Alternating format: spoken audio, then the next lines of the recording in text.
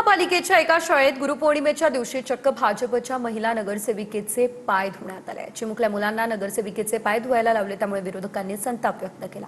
बघूयात। पुणे महानगरपालिकेच्या शाळेत गुरुपौर्णिमेनिमित्तानं चिमुकल्या विद्यार्थ्यांकडनं भाजपच्या महिला नगरसेविकेचे पाय धुवून घेण्यात आले। पुण्यातल्या सुखसागर इथे झालेल्या या कार्यक्रमाचा फोटो सोशल मीडियात व्हायरल झाला। या प्रकारावर विरोधकांनी जोरदार आक्षेप घेतलाय। पुण्यातल्या सुखसागर इथल्या महापालिकेच्या शाळेत गुरुपौर्णिमेनिमित्तानं कार्यक्रमाचं आयोजन करण्यात आलं होतं। या कार्यक्रमासाठी भाजपच्या नगरसेविका वर्षा भीमराव साठे यांना बोलावण्यात आलं होतं। कार्यक्रमात चक्क चिमुकल्या विद्यार्थ्यांकडनं त्यांचे पाय धुवून घेण्यात आले।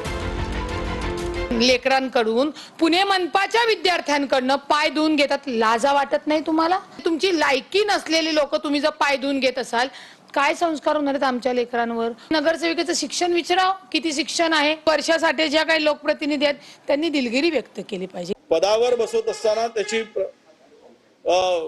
तो कुठल्या लायकीचा आहे?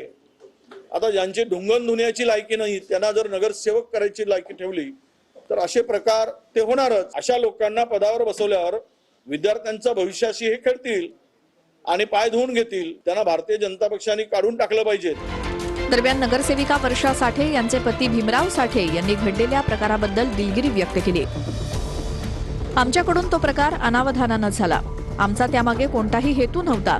शाळेत कार्यक्रम सुरू असताना नगरसेविका तिथे गेल्या होत्या, त्यावेळी हा प्रकार घडलाय, असं स्पष्टीकरण भीमराव साठे यांनी दिलंय। दरम्यान शाळेत नगरसेविकेला नेमकं कोणी बोलावलं?